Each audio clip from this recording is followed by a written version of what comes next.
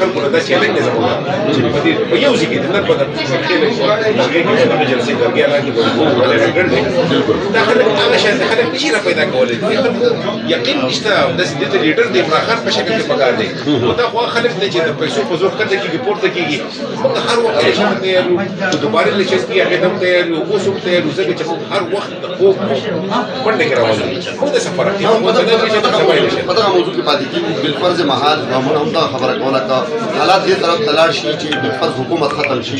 آیا هغه وخت کې ستاسو سټریټیجي یا ستاسو چې دی هغه مورال داسې برابر دی ګوره جي هغه د مرکزي حکومت خبره ده اول خو داسې کار دی چې تاسو وګورئ وایي به د کوټو مې اکشن اخیستی دی کوم خلک د خپلې پارټۍ نه خراب دی قانون مطابق هغه پر سیټ پرېږدي یا په ډیسیټ کېږي دا ټولکراسي شیفټ دی 62 دا خو کلیر خبره ده نمبر 1 دا خلک په ډیسیټ چې حکومت په فدرال کې ځي نه انشاءالله ځکه چې بعضې کسانو خو مخکې نه یېرېدلي دي او خپل تسلیم کړی ده دویم زموږ د صوبایي حکومت کې د چارو سیسټمونه جوړېږي زموږ چې کوم دی نو میجارټي څه پته ده 2/3 میجارټي زموږ میجارټي ده صوبه حکومت خو زموږ شته زموږ کار خو صوبې نه کېږي خو مرکز چېرته نه روان دا ګارنټي درکوم انشاءالله که زه د هر څه په موږ هم دغه نه یو موږ الیکشن ته تیار یو موږ خدمت کړی دی موږ کارونه کړي دي موږ هغه بیس په دانو چې روان به الیکشن دی مثلا څوک راځي هغو ته نه دی هغه د هغو دونه بصیرت شته هغو ته پته ده چې په دې ملک څه روان دي فرض کړه چې روان دي خو دا خلک موږ نه راتلو زه هم برګنډیا ته هغو ته پته ده چې موږ په الیکشن کېږي دا دغه دی سیاسي عمل دی کله الیکشن پکې کېږي کله ورته کېږي خو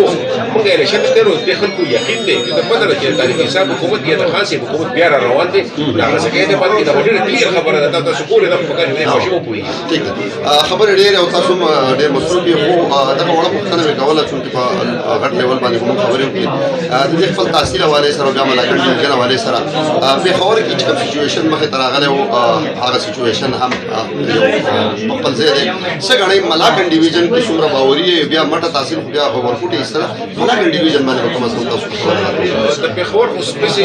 سپیسیفیکلي زه به خبرو کوم او تاسو بیا ډېر کتل 100 کروڑ روپۍ هغه سره په خپل هغه یو غټ سکینډل جدا خبره ده او باقي ځایونو کې زموږ غلطیانې شوي دي ښه کینډیډیټ نه ټاکلی شوی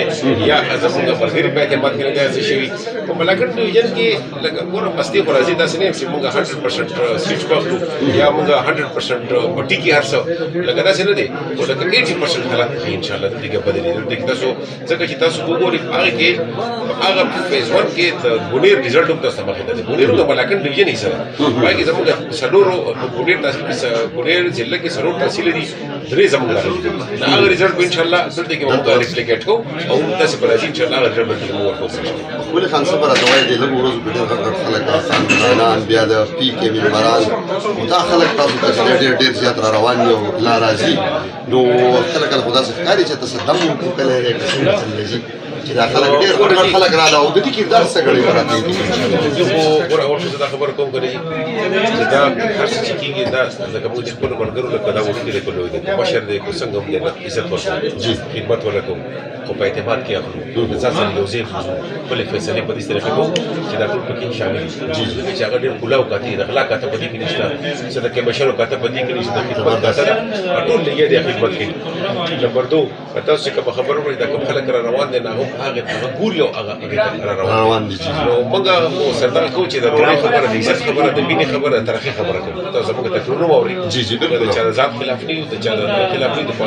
پالیسیانو بېشکه مو خلاف نه خو د بلکې زموږ مخالفینو کې داسې خلک دی چې هغو ذاتي حملې ذاتي اټیکس کوي د هغو د خپل خولې په وجه باندې دا خلک تقدیر